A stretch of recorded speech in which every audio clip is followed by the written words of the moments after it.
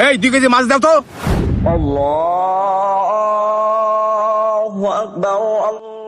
না কাকা, আমি এখন মাছ বেচবো না। কেন মাছ বেচবা না কেন? তোমার মাছ কি মাংনা নিতে আইছি? 2 কেজি মাছ দাও। না কাকা, আমি এখন মাছ বিক্রি করতে পারবো না। আজান দিয়ে দিয়েছে তো, আমি নামাজ পড়তে যাব। আপনাকে যদি আমার কাছ থেকে মাছ নিতে হয় তাহলে একটু অপেক্ষা করতে হবে। কেন? তোমার 2 কেজি মাছ দিতে কত সময় লাগবে? আমার মাছ দিয়ে তারপর নামাজে যাও। না কাকা, আমি মাছ দিতে পারবো না। আপনাকে এখন মাছ দিতে গেলে আমার জামাত ছুটে যাবে। জামাতে ছাড়া আমি নামাজ পড়ি না। এখান থেকে মসজিদটা অনেক দূরে, তো আপনাকে মাছ দিতে গেলে আমার দেরি হয়ে যাবে। আরে এ আহমক নাকি, কাস্টমারের মাছ না দিয়ে নামাজ পড়তে যাচ্ছে। চাচা, আপনি যদি ব্যস্ত থাকেন এই পাশের দোকান থেকে মাছ কিনে নিতে পারেন। আমার জামাত ছুটে যাবে, আমি নামাজে গেলাম। এই চাচা এদিকে আসেন, মাছ দেখেন, এই জায়গায় ভালো ভালো মাছ আছে। কটুক লাগবে দেখেন। বুঝলাম না তো, এ কিরম দোকানদার মাছ না দিয়ে নামাজ পড়তে চলে যাচ্ছে? আরে চাচা ওদিক যাচ্ছেন কি জন্য? ওর মাছ বেশি একটা ভালো না, ওর মাছ খারাপ বলে ও মাছ ধুয়ে নামাজ পড়তে যাচ্ছে। কয় কেজি লাগবে আপনার বলেন তো আপনি? ভালো থেকে 2 কেজি মাছ দাও, তাড়াতাড়ি দাও। আচ্ছা চাচা ঠিক আছে, দাঁড়ান আপনাকে টাটকা টাটকা দেখে মাছ দিচ্ছি। এই মাছের হেভি স্বাদ, খালি বসবেন। এনেন চাচা। আর শোনেন চাচা, এই বাজারে আমি একদম টাটকা টাটকা মাছ বেচি। মাছ লাগলেই আমার কাছে চলে আসবেন, ঠিক আছে? আচ্ছা ঠিক আছে, এই নাও টাকা। আচ্ছা কাকা, আবার আইসেন। আচ্ছা।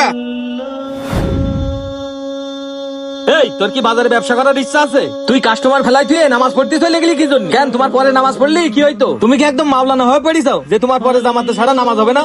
ভাই, জামাতে নামাজ না পড়লে আমার ভালো লাগে না। আর রিজিকের মালিক তো আল্লাহ।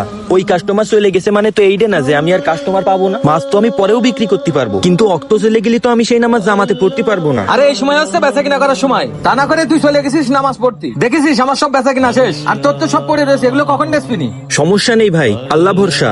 আল্লাহ যা ফয়সালা করবে আমি তার উপর সন্তুষ্ট থাকবো ভাই। শোন, এরম করলি তোমার এই বাজারে ব্যবসা করা লাগবে না। এই বাজারে দীর্ঘ 20 বছর ধরে আমি ব্যবসা করি, আমার যতটুকু এক্সপিরিয়েন্স, এরম করলি তোমার ব্যবসা টেকবেন না। এই জন্যই করছি ব্যবসার সময় ব্যবসা কর, তুই পরে কাইন্দেও কুল পাবি না।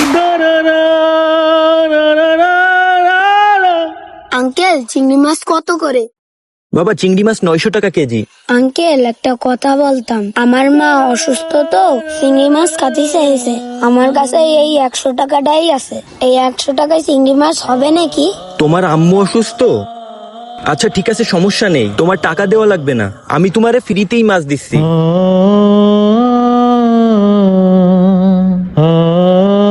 এই নাও বাবা, তোমার মাকে খাইও, ঠিক আছে? ঠিক আছে। তোমার কোনো টাকা দেওয়া লাগবে না।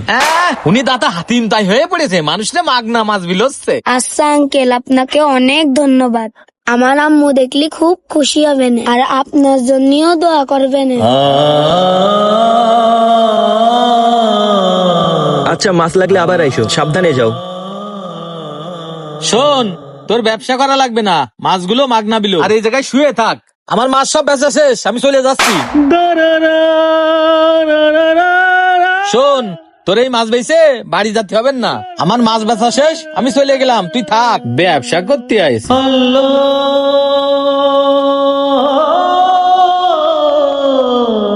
ভাই আপনার মাছ কি ভালো হবে না?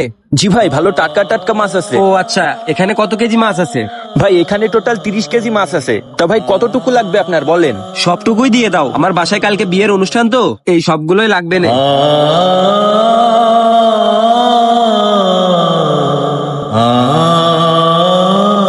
ভাই 30 কেজি মাছই নেবেন? হ্যাঁ ভাই, 30 কেজি মাছই লাগবে আমার। যাক আলহামদুলিল্লাহ।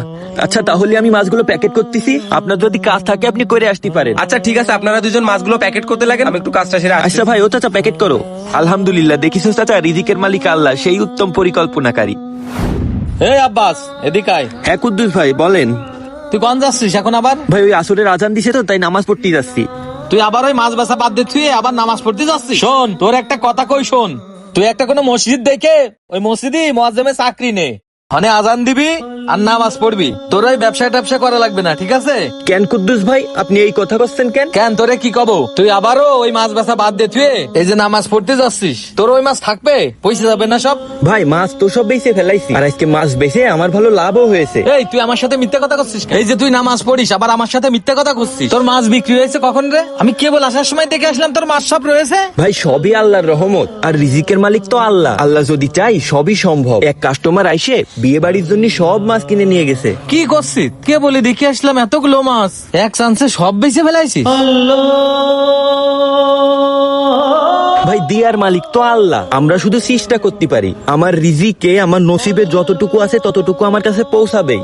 এই জন্যই আমি আল্লাহর ইবাদত করি বেশি বেশি। আমার কাস্টমার তো পরেও পাওয়া যাবে, কিন্তু ওয়াক্তের সময় নামাজ যদি ছুটে যায় তাহলে তো ভাই আমি জামাতে নামাজ পাবো না।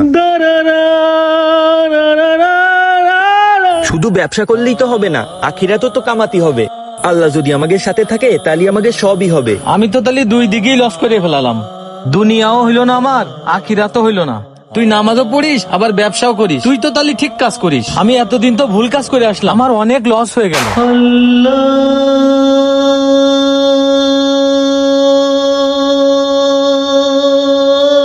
না ভাই এখনো লস করেননি, এখনো সময় আছে। ওই দেখেন আসরের আজান দিচ্ছে। আল্লাহু আকবার, আল্লাহ। চলেন আমরা নামাজটা পড়ে আসি, আসেন ভাই। রিজিকের মালিক আল্লাহ তাআলা, তাই আমাদের সব কাজ কাম বাদ দিয়ে আল্লাহ তাআলার ইবাদত করতে হবে। মহান আল্লাহ তাআলা আর-রাজ্জাক, তিনিই আমাদের রিজিক নির্ধারণ করে থাকেন। তিনি আমাদের রিজিকে যতটুকু লিখেছেন ততটুকু আমাদের কাছে পৌঁছাবে। শুধুমাত্র ধৈর্য ধরে আল্লাহ তাআলার উপর ভরসা রাখতে হবে। তাই নামাজকে বলো না কাজ আছে, কাজকে বলো আমার নামাজ আছে। নামাজকে বলো না কাজ আছে, কাজকে বলো আমার নামাজ আছে। নামাজকে বলো না কাজ আছে, কাজকে বলো আমার নামাজ